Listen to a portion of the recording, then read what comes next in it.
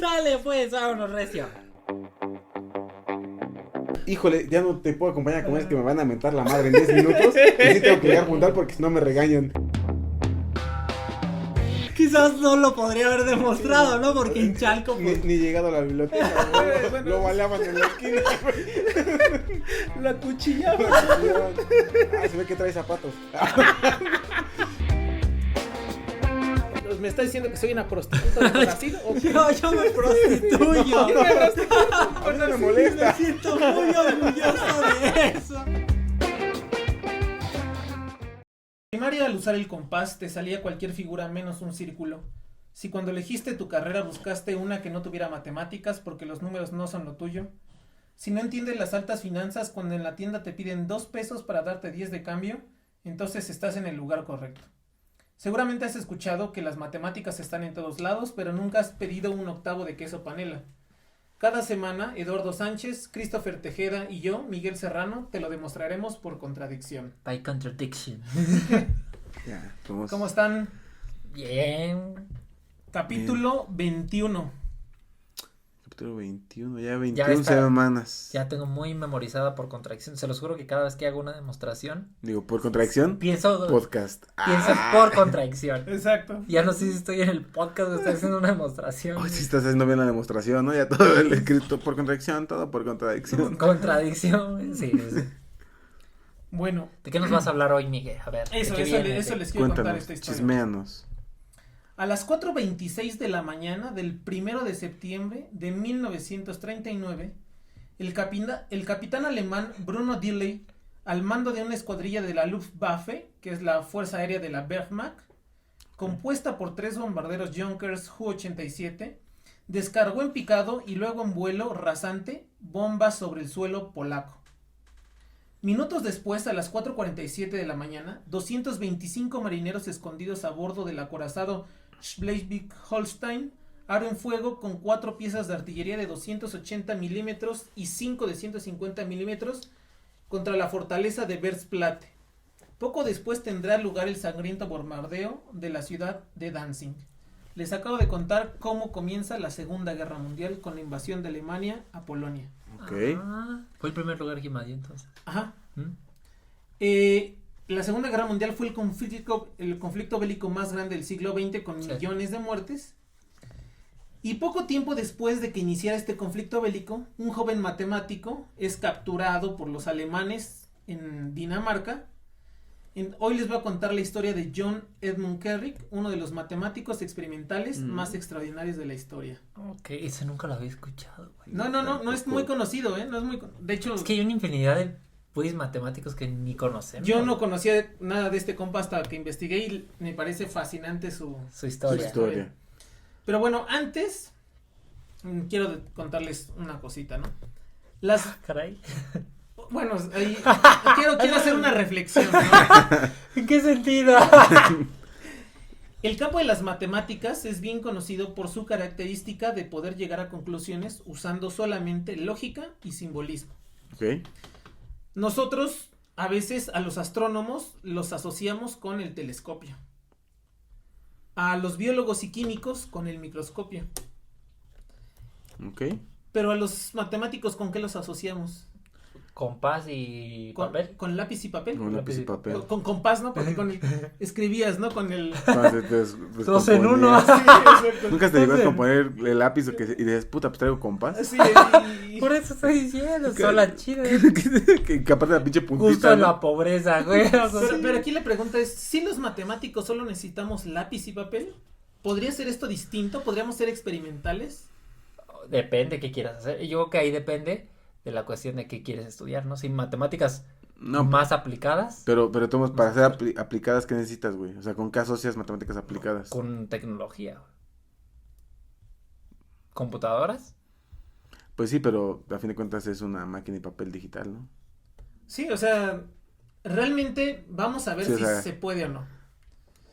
Sí, o sea, como dice Miguel, o sea, los biólogos son microscopios, pues a huevo, o sea, no puedes ver así nada más como o los biólogos que se van a la selva, ¿no? Al mar, ¿no? Okay, Así. okay.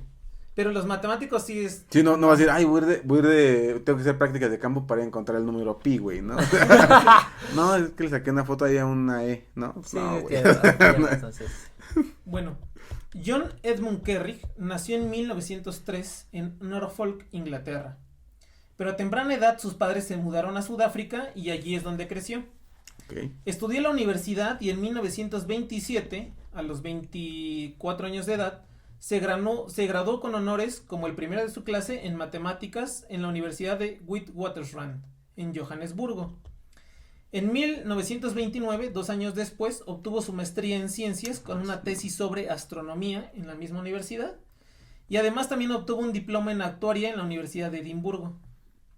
Ese mismo año fue contratado ahí en la Universidad de Witwatersrand como lecturer, que es como un profesor junior, ¿no? O sea, un profesor joven.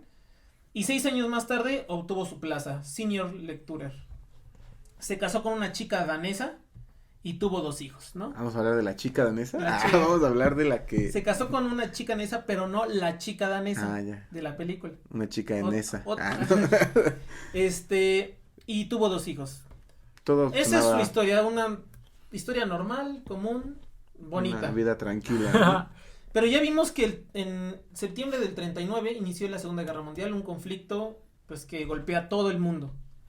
Y aparte es capturado, nos habías dicho. Bueno, pero vamos para allá. El 9 de abril de 1940, a las 4 de la madrugada, no sé por qué a los alemanes les gustaba hacer a las 4 ahí. Así, en las madrugadas. ¿Qué hacemos? Pues vamos a atacar. Sí, exacto. ¿Qué hacemos? Tengo insomnio, vamos a invadir Dinamarca. A las 4 de la mañana el embajador alemán en Dinamarca, von Rene Fink, llamó al ministro de Relaciones Exteriores y pidió una entrevista urgente. Se le informó al ministro que en ese momento las tropas alemanas estaban cruzando la frontera para proteger a Dinamarca de una invasión anglo-francesa. Vamos a proteger. ¿Libertad? Eso me suena a libertad. Sí, exactamente. Sí, necesitan un poco de libertad. Dinamarca necesita un poco de libertad, por eso. Dijeron los alemanes, ¿no? Nada más para contrastar las fuerzas. El ejército de Dinamarca, el ejército danés, constaba de 14.500 soldados, 2 tanquetas y 2 tanquetas. Mientras que las fuerzas alemanas que entraron, o sea, ni siquiera eran todas las fuerzas alemanas, solo las que entraron a Dinamarca, entraron con 2 divisiones, la división 170 y la división 198 de la Wehrmacht, que es del ejército nazi, y 2 compañías de panzers, que son unos tanques. Sí, además de 3 trenes blindados, 10 escuadrones de caza y 10 escuadrones de bombarderos. Eso nada más es como ellos estaban con su resortera, ¿no? Esta operación se dio en conjunto con la invasión de Noruega. Invadieron Dinamarca y Noruega al mismo tiempo los alemanes. Y se le conoce a esta operación como la Operación Weserübung. El gobierno danés, pues, como ya eran personas racionales desde aquellas épocas, se rindió inmediatamente. No vamos. Dice, para evitar derramamiento de sangre. Y entonces el score quedó 56-5 a favor de los daneses. Muertos, se entiende, ¿no? O sea, sí. Llegaron a matar los daneses 56 alemanes y los alemanes solo mataron 5 daneses. Sí, pero yo creo que cuando se dieron cuenta de, no, güey, va a ser imposible, sí. Mira, ya. Exacto. Dejan todo, vámonos, chavos, ¿no? O sea. Para mala suerte de Kerrig, poco tiempo antes de la invasión de Alemania a Dinamarca, andaba de visita con sus suegros en Dinamarca. Así que cuando la invasión se consumó, fue apresado por ser ciudadano inglés, porque al principio de la guerra Alemania tenía, o sea, la guerra se la declaró a Francia y a Inglaterra, ¿no? O sea, principalmente antes de que Estados Unidos entrara al conflicto. Entonces, allí en Dinamarca agarraron a todos los ciudadanos franceses e ingleses, John Kerrig era uno de esos, y lo trasladaron al campo de concentración de Halt Edge, que es una construcción que había servido de prisión durante la Primera Guerra Mundial y que en manos de los alemanes se convirtió en un campo de concentración para ingleses y franceses. Hubo, de hecho... Sin importar si fueran judíos o no solamente por la cuestión. Sí, bueno, nada más por la nacionalidad. Pero, no sé, yo no sabía nada absolutamente de la guerra, de la Segunda Guerra Mundial en Dinamarca, pero resulta que Dinamarca, no sé si es el único caso de países invadidos, o bueno, que Alemania los invadió, que no murió ningún judío en toda la guerra. Logró salvar a toda la población judía. No sé, negociaciones, no sé, bueno, y algunos se escaparon. El chiste es de que No ningún hubo. judío murió. No hubo moridos ahí. Los únicos son los franceses y los ingleses. Ya. Esos son los que, a diferencia de todos los demás otros campos de concentración, Ay, sí. en ese campo, pues, eran de franceses e ingleses. Y en esos estaba John Kerry. Y allí pasó cautivo el resto de la guerra hasta que Alemania cayó y las fuerzas inglesas lo fueron a rescatar, bueno, a todos los del campo de concentración. Matemático encarcelado. Sí, no, en un campo de concentración. Pero fíjate que no hay información sobre su especialización dentro del campo de las matemáticas. O sea, no sabemos a qué se dedica. Yo busqué, me metí a la universidad, esta donde trabajó y todo, y no hay mucha información de este cuate. O sea, no se sabe cómo. No se sabe mucho, sí, no estudió un doctorado, por ejemplo, pero no sabemos en qué hizo su tesis, no hay registros de su tesis ni nada. Pero podemos especular que se dedicaba a la probabilidad. Porque durante su internado en Halt Edge, en este campo de concentración. Su retiro espiritual. En su retiro espiritual en Halle. Analizaba las probabilidades de vivir, güey. En su tiempo libre, sí, realizó experimentos en esta área. Entonces dejen primero que les diga brevemente. Matemáticas aplicadas, sí, hijo. Eso sí son matemáticas aplicadas, hijo. Por eso les decía que es uno de los matemáticos experimentales más increíbles, ¿no? Pero mira, antes de todo eso, para nuestros escuchas que no saben qué es la probabilidad, así digamos en términos matemáticos modo, como matemático, vamos a platicar un poquito qué es. La probabilidad es la rama de las matemáticas que estudia los experimentos o fenómenos aleatorios. Es decir, la probabilidad estudia el azar. Sí. En otras palabras, la probabilidad se asocia a cierto evento aleatorio, le asocia a cierto evento aleatorio una medida de certidumbre de que dicho evento pueda ocurrir. ¿Qué tan seguro es que algo pase? Okay. Un evento imposible tiene una probabilidad de 0 y un suceso seguro tiene una probabilidad de 1. Uno, que va a pasar. Uh-huh. La manera más común de obtener la probabilidad de que un evento ocurra, es obtener la frecuencia con la que ocurre determinado evento mediante repetición. Pero es importante esto, o sea, uno solo puede obtener la probabilidad de que algo ocurra repitiendo ese experimento. Sí, o sea, como volados, ¿no? Ajá, exactamente. Pero no puedes decir, hoy me voy a morir, déjame ver cuántas veces me muero, ¿no? Pero, por ejemplo, otro evento aleatorio, ahorita que está eruptando el volcán de La Palma, las erupciones de los volcanes son eventos aleatorios. Uh-huh. Sí. Pero tú no puedes repetir ese experimento, por eso no le puedes asignar una probabilidad. Sí, no, porque no puedes decir, vamos a explotar estos volcanes, a ver. Vamos a que exploten, ¿no? Muchas veces para ver cada cuánto se explota, ¿no? Lo mismo con los temblores. O sea, es un evento aleatorio, pero tú no puedes repetir el experimento. Por eso sí es bien importante esto de la repetición. Bueno, pero sabemos que en septiembre siempre tembla. Bueno, sí, eso sí. O sea, sea como sea, la probabilidad y si el cielo 1. está aborregado, también. Sí, es que tembló porque el cielo estaba aborregado. Exacto, había un arito alrededor del sol. Eso sí es verdad. Eso sí, bueno, sí tienes razón. Bueno. Es que me acordé de casos por los que tiembla, ¿no? Sí. Y ya que ponen choque de las placas tectónicas, Sí, la chingada. No tiembla por mal de ojo, no sé qué. Sea septiembre, ¿no? Sea septiembre y tiembla en septiembre. A ver, Ciudad de México, ¿sí o no? Sí. ¿Qué? También una mención. Nada más tiembla en Ciudad de México, amigos. Sí. Hay muchos estados de la Ciudad de México que tiembla y les va peor, como Guerrero y Oaxaca. Sí. Pero está más cerca. centralizamos bien cabrón Sí. ay, pobres de lo de la Ciudad de México les tembló. Sí. Y acá los de Oaxaca hundiéndose. La ayuda llegando a la Ciudad de México así cargando al niño. Y Oaxaca y Guerrero. Así ahogándose. Pero sí es cierto. No, Bueno, pues más. ese es un ejemplo de un evento aleatorio, ya que se le puede asignar una probabilidad, pero digamos, la probabilidad solo se puede asignar a cosas que se pueden repetir o se puede estimar, ¿no? Sí, como mucha experimentación para saber si sí o no, ¿no? Justamente esto que decías hace ratito, o sea, todos hemos escuchado que cuando alguien se juega un volado tiene el 50% de probabilidades de ganar, ¿no? O sea, claro, de elegir cara o cruz. Uh-huh. Y sí, es verdad, o sea, matemáticamente eso se puede demostrar, demostrar que la probabilidad de que caiga cara o que caiga cruz en una moneda justa es 50%. Que por justa es que sea... Que no tenga truco, que no esté cargada que no esté más Que no esté pesada de cargada. un lado para que siempre caiga. No es que sea una moneda Aquí la pregunta que es, gane el que gane. ¿por qué esto es cierto? O sea, en términos matemáticos ya sabemos que sí se puede demostrar, pero nosotros, antes de ser matemáticos, tenemos esa intuición. La mayoría de nosotros hemos jugado un volado desde niños. Y sabemos que es una apuesta, pues, más o menos justa. O sea, que no te van a hacer chanchullo. Es difícil, ¿no? Entonces, ¿pero por qué? Si nosotros tratamos de dar una justificación, no es tan sencillo. O sea, no es trivial dar una justificación así intuitiva de por qué pasa eso. Matemáticamente es algo muy formal, pero intuitivamente no. ¿Y por qué no? Porque esta explicación está relacionada con algo que se llama la ley de los grandes números. Bueno, yo les voy a decir mi interpretación personal muy libre de la ley de los grandes números. Los que sepan de probabilidad, que nos escuchen, pues ya me pueden... Absténganse de tirar hate y de decir, no, a ver, según... Pero así en poquitas palabras, la ley de los grandes números dice que si repetimos un experimento aleatorio muchas veces, la frecuencia de que suceda un mismo evento tiende a ser una constante. Es decir, si yo lanzo la moneda muchas veces y cae cara, y yo cuento todas las veces que cae cara, al final cuando yo haga calcule su tasa, ¿no? De cuántas veces cae el conteo, cara, ¿no? Eso va a tender a un número, no sé cuál, pero va a tender, así ya cuando lo haga muchas veces va a tender a un número, así es. Aquí el detalle es cuántas veces hay que hacerlo, cuántas veces hay que repetirlo.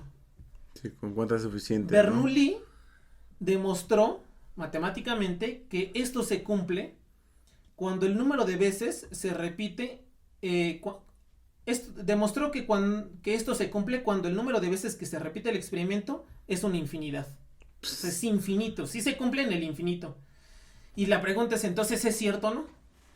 Porque es imposible repetir un evento, un número infinito de veces, no tendríamos tiempo. Sí, no. Pero adivinen quién sí tenía tiempo. Bernoulli.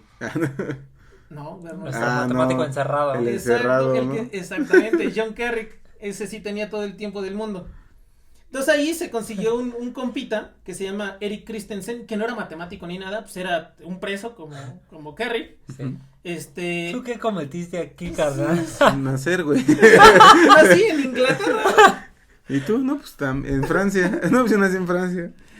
En el campo de concentración con Erik Christensen, que no era matemático ni nada, y John Kerrick, más una moneda y 4 pelotas de ping pong, lograron demostrar experimentalmente la ley que la ley de los grandes números es cierta. ¿En qué consistieron sus experimentos? Bueno, ahorita les platico. Kerrick y Christensen se dedicaron a lanzar una moneda justa cientos de miles de veces y a registrar cada uno de los resultados. Al principio sus resultados variaban, pero después de varios días que estuvieron lanzando y registrando todo esto, se empezaron a dar cuenta de una tendencia. Cuando calcularon la frecuencia relativa se calcula de la siguiente manera: es el número de caras o de cruces, ¿no? El número de caras entre el número de lanzamientos totales. O sea, obtuvimos 5 millones de caras entre todos los lanzamientos que hicimos. 10.424.000 no sé qué lanzamientos. Te da un numerito. Este numerito es la frecuencia relativa. Cuando calcularon esta frecuencia de cada evento, era aproximadamente el 50%. Sí, es un número muy... Sí, o sea, el número exacto que obtuvieron ellos, porque están registradas sus observaciones, es 50.67% después de días y de cientos de miles, quizá millones de veces que lanzaron una moneda. Y todos la registraron, además fueron muy, muy rigurosos. Muy meticulosos en eso. ¿Y en qué escribían? Bueno, ahí voy a ver. Digo. Después realizaron este mismo experimento con el chisme completo, ¿no? Con una moneda cargada. Y lo que hicieron fue que a la moneda le pusieron un pedacito de madera de un lado, así lo amarraron con diurex, más, ¿no? Y lanzaron lo mismo y volvieron a registrar otra vez otros varios días, miles de veces, millones de veces, y el resultado que obtuvieron se acercaba al 70% a favor del lado que estaba cargado. Obviamente esto no es una demostración matemática, ¿no? O sea, lo hicieron un montón de veces, sí, pero no es una demostración así abstracta con símbolos. Pero los resultados empíricos que tienen son tan sólidos y tan fuertes que son suficientes para afirmar que la ley de los grandes números es cierta. Es cierto. Además de que, como tú dices, ¿no? Existe la demostración formal. Pero vamos, esta parte empírica te sirve sumamente bien para Exacto. Sí, es ejemplo, un no buen justificar. ejemplo, ¿no? Exactamente. No, y además, o sea, que lo hicieron así. Ahorita tú me preguntabas con qué escribían. Bueno, vamos a poner ahí en los show notes la cárcel, donde, bueno, no es la cárcel, el campo de concentración donde estuvo. Y parece ser que los trataban más o menos bien, porque ¿Qué les daban de comer? Pues, güey, les dejan tener una moneda. sí. No, y y además les digo que Dinamarca fue un caso especial porque ellos se rindieron. O sea, luego ni siquiera hubo guerra, se rindieron en el instante que evitaron a los nazis. Y entonces dicen que en los primeros años de la guerra, pues es como si fuera un nuevo gobierno, así como cuando ganó la 4T, así, haz de cuenta que era lo mismo, gobierno, ¿no? Sí, un nuevo gobierno, exacto. Y gobernaron los nazis, pero pues hacían la misma vida, o sea, no pasaba nada normal, nada más pues tenían controlados a los, y además era una forma de presión para las otras. No, y por ejemplo, aunque tenían sus campos de concentración, no les convenía tanto tener soldados alemanes cuidando los campos de concentración, entonces tal vez decían, mira güey, a fin de cuentas estos se rindieron, pues pon a los de Dinamarca, a los daneses a cuidar el campo, güey, pues a fin de cuentas. Sí, pues, entonces no van a voltear bandera. Sí tenían acceso a papel, por ejemplo, para escribir y a carboncillo. Entonces era como una cárcel, nada más. Era una cárcel. Se pueden hacer carteras. Pero, o sea, sí era una cárcel, pero de todas maneras sí hubo así cosas sea, gachas, precisamente por esta presión del país a los aliados, ¿no? En este caso. Y bueno, esto fue con una moneda, pero también les dije que tenían cuatro pelotas de ping-pong. Eran dos, ¿no? Eran dos personas, eran cuatro, porque era Kerrick y... eran dos personas, ¿no? Dos de cada uno, sí. Tenían 4 bolas. Bueno, sus experimentos no se quedaron ahí. Con las pelotas de ping pong realizaron otra prueba.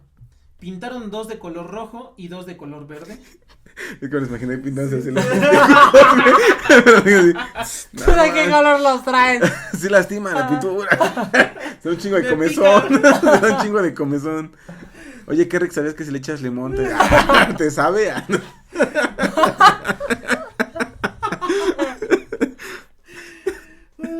Me pintaron 2 y 2. El experimento fue el siguiente. En una urna pusieron las 4 pelotas y sacaban al azar una. Okay. Anotaban si fue rojo o verde y después la regresaban a la urna y volvían a sacar una pelota y anotaban el resultado. Quizás los que nos escuchen y ya sepan de probabilidad se van a dar cuenta más o menos con esto que le estoy diciendo hacia dónde quiere ir Kerrick. Sus observaciones las registra como sigue. Hay un libro, él escribió un libro y entonces ahí está esto, dice. En el segundo intento salía una pelota verde cuando salía una pelota roja en el primer intento. El orden al registrar las observaciones es importante. En un lenguaje moderno esto se llama probabilidad condicional, es decir, registrar la probabilidad de un evento dado otro evento que sucedió primero. Yo creo que Lalo ya puede decirnos qué teorema está tratando de mostrar Kerrick experimentalmente porque él es un experto en el tema. No. El teorema de Bayes. Ya sé. Pero no es nada más como, bueno, la famosa urna de Boyle, ¿no? Sí. Justo de ir viendo. Pero exactamente él está tratando, de hecho, no está tratando, demostró el teorema de Bayes con 4 pelotas de ping pong. Igual de la misma manera, o sea, hicieron esta cosa, no sé, cientos de miles de veces, no sé, pasaron años ahí. Pues sí, lo que te dice, tienen muchos años para hacer muchas pruebas, ¿no? Es que necesitas hacer una cosa, probabilísticamente hablando, necesitas hacer una cosa muchas veces para saber a qué va. No, y como dice Miguel, y lo dijo muy cierto, en cierto momento realmente no tienes el tiempo, ¿no? O sea, dices, sí, se cree y sí, a huevo, se cumple. Pero pues realmente ellos tenían todo el tiempo, sí, o sea, sí, tenían todo, no podían irse a algún lugar, así que ya me aburrí, me voy a ir a esta esquina, ¿no? Exactamente. No, o sea, bueno, igual otra vez, una interpretación muy, muy, muy libre, si mi asesor más favorito de todos los tiempos me escucha, ¿no? Seguro que me reprueba, pero bueno, una interpretación muy libre de este teorema, que fue planteado por el reverendo Tomás Bayes, dice que podemos calcular la probabilidad de que ocurra un suceso teniendo información de antemano sobre ese mismo suceso. Si yo quiero calcular la probabilidad de que me salga una pelota verde, y yo ya sé que antes me salió una pelota roja, entonces eso me puede ayudar, no siempre, pero eso es una información extra que me puede ayudar y eso se llama el teorema de Bayes. Pero, digo, vamos a poner un ejemplito, ¿no? En lo que nos puede ayudar, o sea, cómo se utiliza el teorema de Bayes. Imaginemos por un momento que hay un test de sangre que detecta quién es vampiro. Y es correcto 95 veces de cada 100 que se aplica a vampiros. Es decir, van los vampiros a aplicarse el test y solo a 5 les dice, vampiros le dicen, tú no eres vampiro. O sea, solo se equivocan 5 veces. Tú eres Bella Swan. Exactamente. Tú no eres Cullen, vete para allá. ¿Sí? Pero cuando... Crepúsculo. No, es Crepúsculo, güey. Toda una generación está marcada por eso. No, yo no vi Crepúsculo, no me gustó. Bueno, cuando se hace este test a personas normales, falla una vez de cada 100, es decir, detecta como vampiro a un mortal. Y además, los vampiros son muy raros en la población, solo hay un vampiro por cada 1000 personas. Entonces vamos a recapitular. Este test te dice el 95% de las veces que un vampiro sí es un vampiro, o sea, lo hace correcto. Te dice 1% de las veces, 1 de cada 100, que se equivoca, ¿no? Okay. Y además, el 0.1% de la población es vampiro, ¿no? Si yo voy a hacerme la prueba y salgo positivo, yo me gustaría saber cuál es, o sea, haz de cuenta, me hago la prueba, salgo positivo, me gustaría saber cuál es la probabilidad, sí, exacto, me aíslo 15 días. ¿Cuál es la probabilidad de que yo realmente sea un vampiro? Sí, porque puede haber un error, exacto. ¿No? Pues para calcular esto, no voy a hacer las cuentas, ahí los que nos están escuchando, si quieren hacerlo, háganlo, ¿no? Que nos pongan ahí cuál es la probabilidad de que yo sea vampiro. Pero para calcular esto se utiliza el teorema de Bayes, se va a usar el teorema de Bayes, y entonces ya ustedes pueden decidir si me clavan o no una estaca en el corazón, ¿no? Ay, que ya empezará el Miguel. Ustedes dicen si me la clavan, la saco. Qué cámara, ya descarando. No, digo, está bien, ¿no? Se respeta. Bueno, Kerrick registró todos estos experimentos en un libro que se llamó An Experimental Introduction to the Theory of Probability, ¿no? Una introducción experimental a la teoría de la probabilidad. Él escribió ese libro lo escribió en la cárcel, en el campo de concentración. Bueno, me imagino su foto así como los libros que salen de famosos, ¿no? De Gloria Trevi. Así, ¿verdad? En la cárcel así, su portada de su libro, él así en la cárcel. Bueno, campo de concentración. Sí, su campo de concentración. Y bueno, nada más para terminar, ¿no? Ya el capítulo. Ajá. Quiero citar una frase de John Kerrick, que decía: la mente se resiste a la mera manipulación de símbolos y se pregunta ¿qué significa todo esto? Encontramos un alivio al dar a nuestros símbolos un significado que corresponda con un fenómeno. Parafraseando, les voy a decir yo, mi paráfrasis de esto es: ¿de qué me sirve la chicharronera si no puedo aplicarla a la vida diaria? Sí, pues sí, de hecho, así cuando lo iba leyendo dije, pues tiene razón, güey, o sea, ¿para qué tanto pinche habladerío y decir, no, es que mira mi teorema y mi demostración está bien bonita? Bueno, sabes si funciona en el mundo real, güey. Exacto. O sea, y sí, como dices, ¿no? O sea, hay sí mucha chicharronera, ¿y en qué la aplicas, güey? Y pues, esta fue la historia de John Kerrick. Yo les voy a poner, bueno, ya no les conté más cosas de él, pero les voy a poner ahí en los show notes extractos de su libro, porque son muy vaciados. El cuate se ve que era una persona así como un buen humor, ¿no? Entonces pone así, en los agradecimientos de su libro, así pone: agradezco a las autoridades inglesas que me rescataron del campo de concentración y gracias por todo su apoyo y no sé qué. O sea, es muy cotorro. Y también sí que, bueno, les voy a también poner imágenes ahí en el show notes de su libro. O sea, ese es un libro de experimental. Sí. Entonces no crean que va a haber mucha teoría, ¿no? Los que se quieran echar, está en línea, se puede leer. Están registrados, no sé cuántos, pero un montón, hojas enteras de sus caras y cruces que sacó, y hojas enteras de cuando sacó una pelota verde y una pelota roja. Y entonces hace sus grafiquitas y sus tendencias asintóticas y todo. Deja de eso, güey, la resistencia emocional para hacer un experimento, güey, tantas veces. De hecho, en sus agradecimientos dice: quiero agradecer a mi señor Führer por este tiempo que me dio. Estos años sabáticos. Este sabático que me concedió. Hijos de la... ¿Qué humor, ¿eh? Sí, no, pero es increíble. Él fundó, John Kerrick fundó el departamento de estadística de la Universidad del campo de concentración.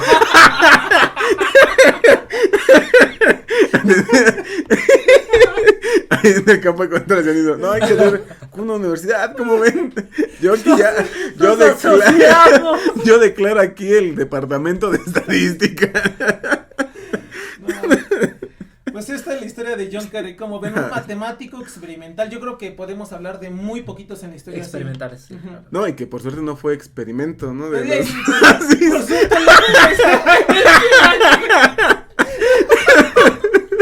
YouTube nos da. No, es que ya valió madre, no. O sea, al menos no fue experimento. Ya sabes, si dura poquito en línea este capítulo, nos los piden personalmente. Pero es para el final, ya se aburrieron, ya no llegaron a esta parte, los de YouTube. Nada, pues sí, qué bueno que no fue experimento. No, pues, un buen capítulo.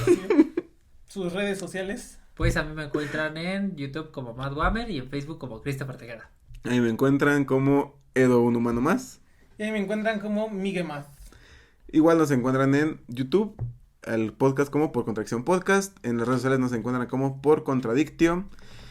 Si están en YouTube, estamos ahorita en campaña publicitaria de que queremos acabar el año. Creo que ya estamos a 3 semanitas, ¿no? Casi, ¿qué? No sé, bueno, no sé, un mes. Tenemos un mes para llegar a 300 suscriptores. Les agradeceríamos mucho si comparten. Si no se han suscrito aún, por favor háganlo. Ya saben, denle like, comenten y pues les agradecemos mucho estar aquí. Nos vemos en la próxima semana. Y aprovechen su tiempo libre. Aprovechen su tiempo libre. Sus años sabáticos.